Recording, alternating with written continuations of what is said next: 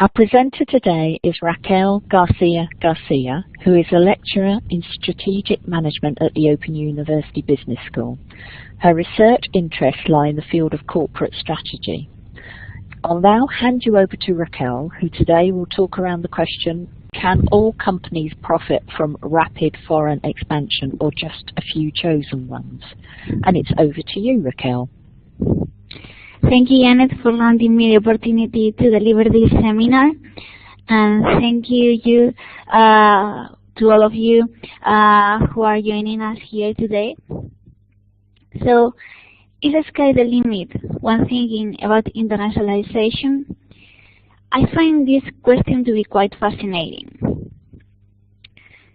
So, firms internationalizing are like racers in a race.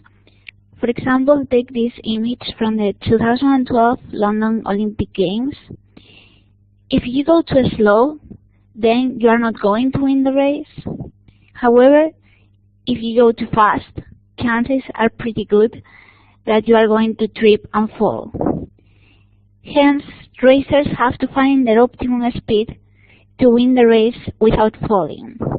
And same happens with companies. I have mentioned a speed of internationalization, but what is commonly understood in terms of the speed of internationalization? So, we have the year of establishment of the firm and the year when it establishes its first international venture. The difference between those moments would be the speed at which the firm starts internationalizing. After the first international venture, we would be talking about post-internationalization speed. So, if we are clear with that, we find that traditional models of internationalization follow the motto slowly but surely, hence believing that internationalization should only start once a company has already gathered enough international experience at home. In addition, the commitment to host countries should be incremental. That is, you could test the waters by exporting before you establish a physical venture in a host country. Furthermore, traditional models warn companies against investing in many locations within a short time span. Indeed, companies should establish their foreign presence by increasing distance gradually, going from neighboring countries to more distant ones, not only geographically, but also in cultural terms. For instance, we have a UK company, so the UK company, in terms of traditional models of internationalization, should first go to Ireland before going to the US and then venturing into China.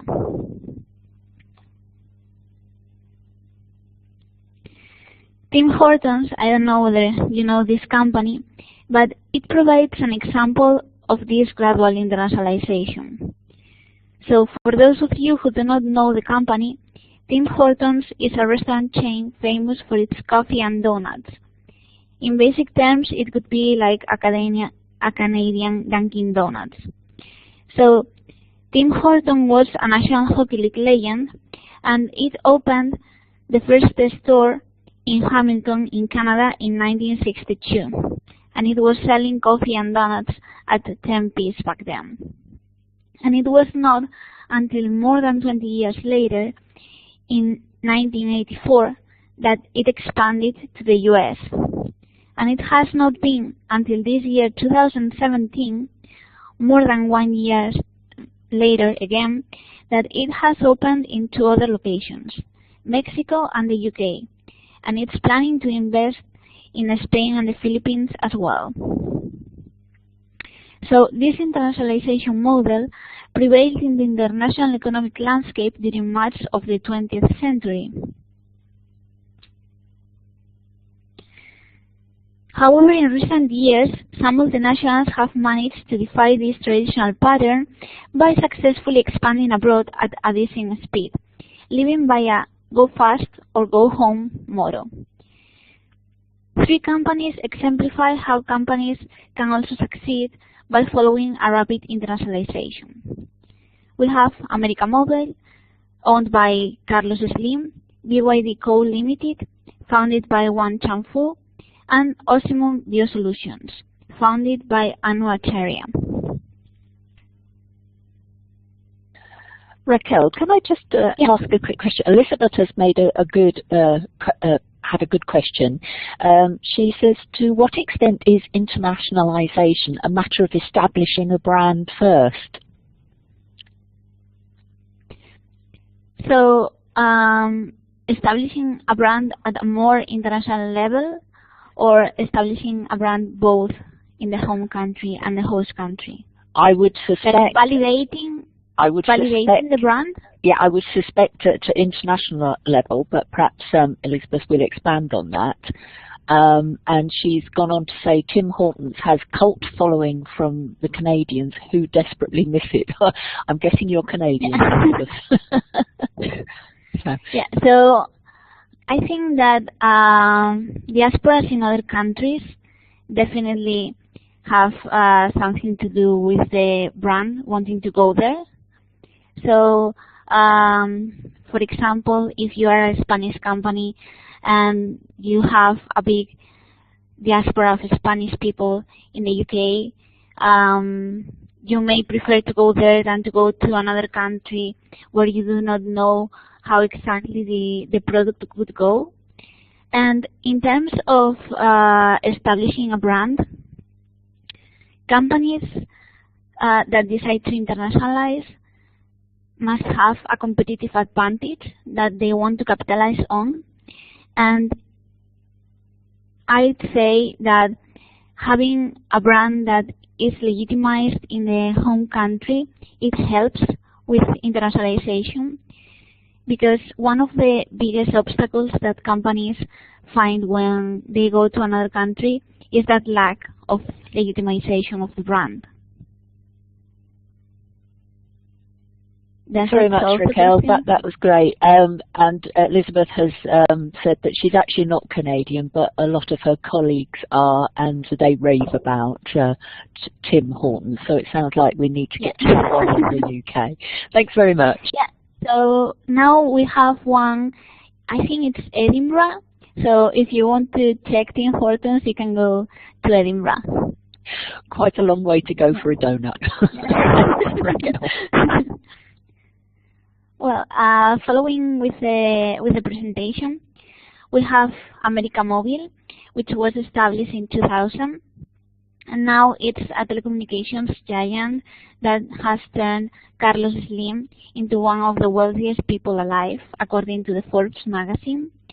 The company has operations in 25 countries, mainly in Latin America and Eastern Europe, and is considered to be the leading provider of wireless services in Latin America.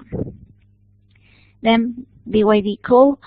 Wang Changfu founded rechargeable battery manufacturer BYD in 1995, and by 2008 the company was already the largest manufacturer of nickel-cadmium batteries, selling more than 500 million batteries a year around the world.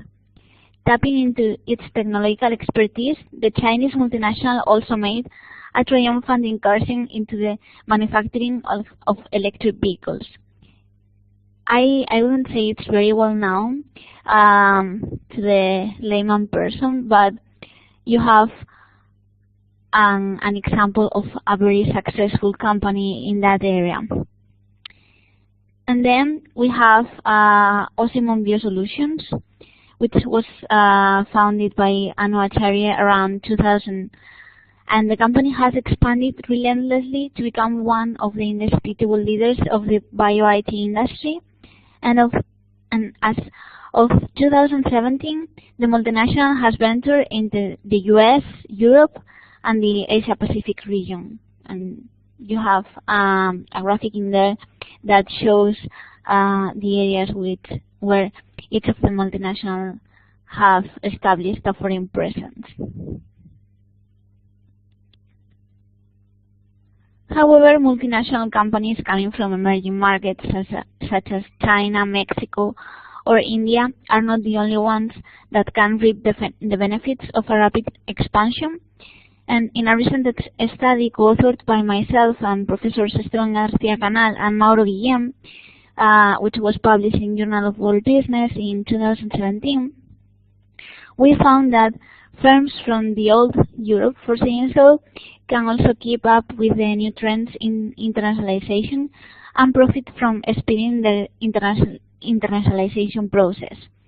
And thus, this provides some hope to the managers of established multinationals from developed economies whose global leadership has been challenged by these newcomers to the internationalization scene. So to perform our analysis, we relied on a sample of 120 Spanish firms listed in the Madrid Stock Exchange. And this table that we have here shows the distribution of the observations by industry. And as you can see there, you can realize that there are sectors that have an above average speed of internationalization, and those would be energy and water, transport and telecommunications, construction services, and the food and drink industry. So, in terms of performance, we find that there is no significant relationship between speed of internationalization and short-term performance, that is, accounting measures. However, the relationship between speed of internationalization and long-term performance, that is, the performance of the firms in capital markets, displays an inverted U-shaped pattern, thus implying that there is an optimum speed of internationalization. Raquel, we've got a question in from Samarendu. I apologize if I've pronounced your name wrong. We've been working in the borderless world for decades. What is different here? Connectivity, international regulations, etc., which is a very good point. Yeah, so this is a question that I would leave as food for thought at the end of my presentation. But it's true that even though we live in a quite globalized world, we are heading towards more nationalization, for saying so. And the thing is that different countries have different regulations, and you have to be part of those networks, customers, distributors, suppliers. So it's not easy for companies to venture in a new country and then start profiting from zero. But if the benefits that they are gathering outweigh those hurdles, then they will be able to profit. Thank you, Raquel. I'll let you carry on now. Okay, but I will be coming back to that at the end of my presentation. So, in case you have any follow-up questions, we can address them there. Thank you. Thank you. So I will explain now that positive slope in the curve, and this positive slope highlights that some multinationals can actually benefit from a high speed of internationalization because it alleviates knowledge depreciation, because knowledge becomes obsolete with time, and it also favors the search for new knowledge. Nonetheless, the negative slope also warns managers that they need to be aware that there is a limit to the positive relationship between a multinational's speed of internationalization and its long-term performance.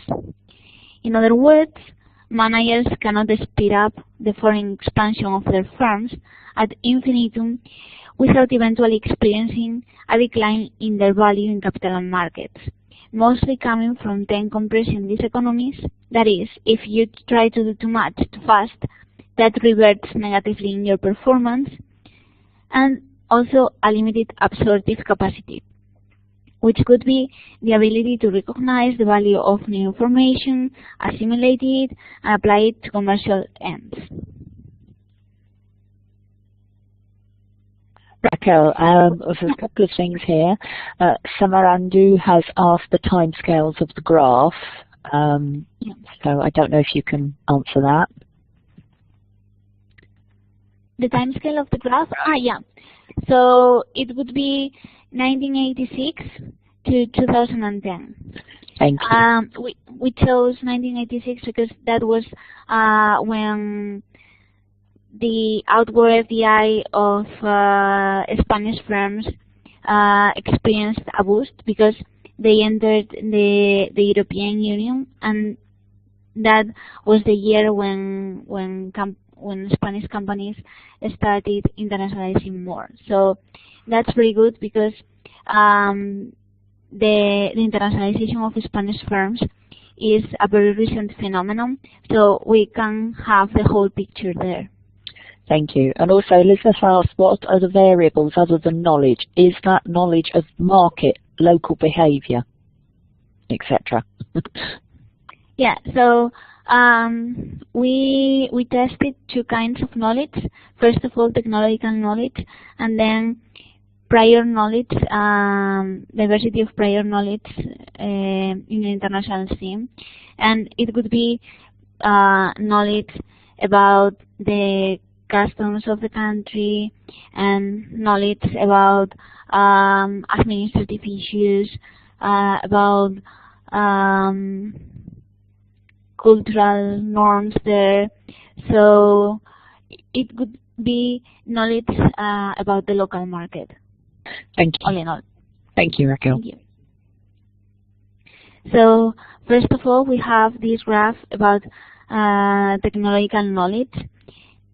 And as we see, knowledge can either support or hinder that rapid foreign expansion, so managers should also take into account the kind of knowledge that the company has. And this graph shows that whereas technological knowledge might be helpful at first to boost the benefits of a rapid internationalization because it reduces the risk of technological obsolescence, and it allows companies to boost their cost efficiency via spreading their R&D cost over a larger sales base, it may become detrimental beyond a certain speed. And this is ultimately explained by the need of multinationals to adapt their technology to the characteristics of the host countries where they operate.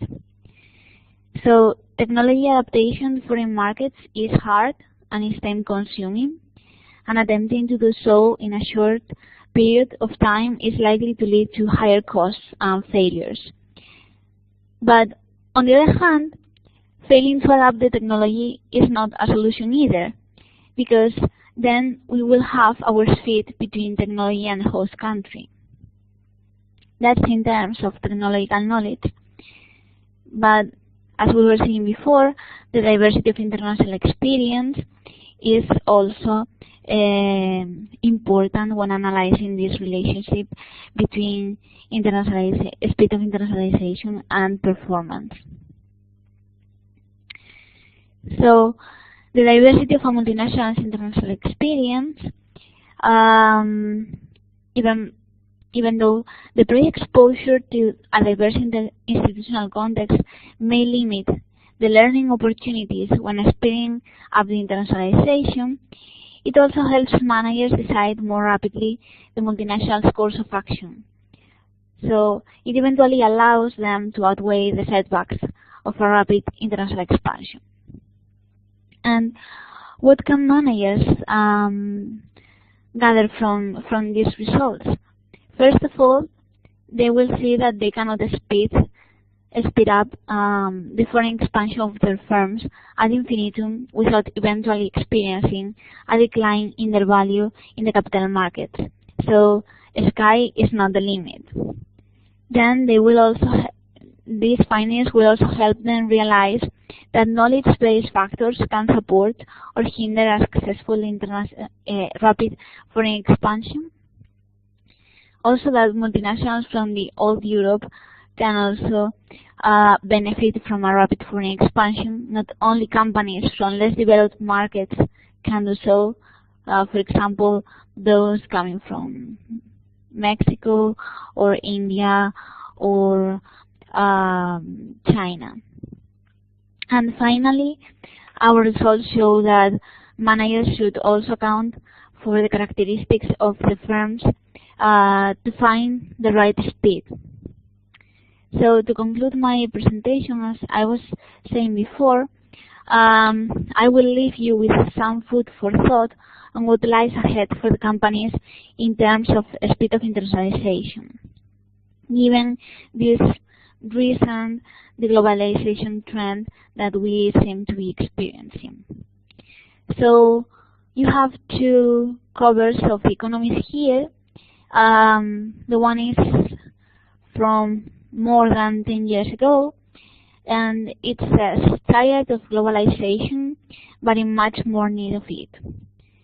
So they realized that people were saying like, globalization a lot, and people were tired of hearing about this, but globalization, firms needed globalization to thrive.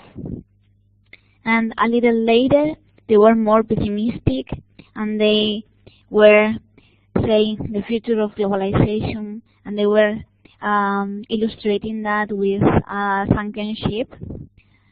And now, if we go to recent covers of The Economist, they go further by discussing the trade split and the new nationalism. So I will leave you with this question of what does the future hold for those companies trying to expand abroad at a fast pace? Well, thank you very much for your attention, and I will gladly ask any questions that you have. Thank you, Raquel. While we're waiting for some questions to come in, I realized that you have studied multinationals, but I wondered what your personal opinion is of maybe small to medium-sized companies and what their chances of becoming global. What would you think their chances would be? Yeah, so small and medium enterprises have been less studied, but for instance, one important finding in that area is that SMEs that go to foreign countries where they share the language with, they tend to profit more. So maybe in terms of being an SME, you should try to go to places you are more familiar with. So it could possibly be quite a sort of, rather than being a deliberate policy, it could be a sort of gradual growth, the old-fashioned way. Yeah. So it could be a mix of both. Yes. So try to go fast, but try to focus on places you are more familiar with. Or you have some sort of connection with. For example, in terms of the UK, if you share a language with Canada and with the US, try to go there rather than go to China and Japan and Morocco. Thank you. And I think you may have possibly answered the question that Sarah, possibly not. I'll go ahead and ask you. Samarandu has asked, how should managers use the information presented? That's an interesting one. I'm not sure if that's a bit of a big question, Raquel. So I will try to answer that. And I think that the important lesson in here is that you have to think carefully about what kind of company you are leading before making any decisions.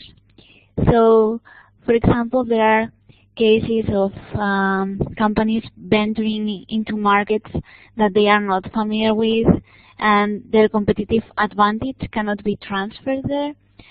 So, for example, there is this case of a Spanish company which produces cocoa powder, and they went to China because, I mean, the Chinese market was growing a lot and was very attractive, but it wasn't in the case of cocoa powder because most of Chinese people are lactose intolerant, and they are not used to having cocoa in the cocoa powder mixed with milk. So that competitive advantage they held in Europe, they didn't hold it there. Yes, so, that would be difficult, wouldn't it? Yeah, so knowing your company before making any decisions and not following the trend because that's what you are supposed to do, I think that would be the most important lesson. Thank you, Raquel. And actually that ties in with the question Charles has put, and what are the triggers in establishing the home base before you can be confident that you can expand internationally? So first of all, you have to make sure that you have a competitive advantage that you can transfer abroad. If you do not hold any competitive advantages at home, then it's very likely that you will fail, according to the literature, when venturing into foreign markets. So, for example, if you have a brand that you can capitalize on in foreign countries, if you have some specific technological knowledge or a product that you know that will succeed in a foreign country, then that's a hint that you should go for that. And then you also must have the financial resources, because if you don't have the financial resources, then you will have it very difficult when you are abroad. Thank you. Danilo, apologies, Danilo, I've mispronounced your name. Offshoring could bring benefits, but this is not always the case, especially when regulatory systems change. There is any cycle or alarm for companies to know when to stop working in certain countries? I think that should be, is there any cycle or alarm for companies to know when to stop working in certain countries? So I'm not an expert in offshoring, but from the papers that I've read, some companies tend to go back to their home countries, tend to bring production back to their home countries for two main reasons. First of all, because they are not flexible enough. So not so much in terms of the regulation changes, then I will bring back production, but in terms of I cannot be flexible enough if I have this production in there. And also in terms of what your competitive advantage is. So for example, textile companies in Spain, they've transferred some of their production off from Spain, and they are relocalizing it again because one of their competitive advantages is that made in Spain. So those would be two key reasons. Other reasons why you would decide to go to another country, so to transfer production to another country, could be when labor wages increase. So you try to find another place where to produce. And in terms of regulation, well, if it gets tougher, then you might think about relocating. But as I say, I'm not an expert in offshoring, and it's just I'm talking from some papers that I've read. Thank you, Raquel. I do remember, I am old enough to remember when there was a big news item about Marks and Spencer in this country, who, when they tried to expand into Europe, and they did actually fail. But I did notice, I did do a quick Google search actually, and I think they're into expanding again in that market. So I think even the big companies can actually fail, can't they? Yeah, and it happened also to Walmart in Germany. So in Walmart, they have people greeting you when you enter the store and when you go out of the store, and they went to Germany, and what was a competitive advantage in the US, in Germany it was a failure because people said they felt they were being harassed. So even big multinationals, they can fail or big companies, they can fail when they go abroad. So there is no 100% assurance that you will succeed. Absolutely, and as Elizabeth has said, CNA pulled out of the UK in the 1990s, so yes, yeah. Yeah. I think we may have come to the end of the questions, Raquel. We have finished a bit early, but that's fine. That means we can let everybody go off for their lunch. So, including us. I'd just like to ask you to press on to the next slide so that people can know where to go to look for any future events. So thank you everybody for giving up your time, and thank you, Raquel. It was a really interesting subject and backed up by a lot of research. So a very, very interesting subject. If you want to hear more about our webinars and face-to-face events, do visit us online, and the address is up there, and I will send it all out to you. So thank you, everybody, and goodbye. Goodbye, Raquel. Thank you, Janet, and thank you, everybody, for coming to this event. Thank you. Bye.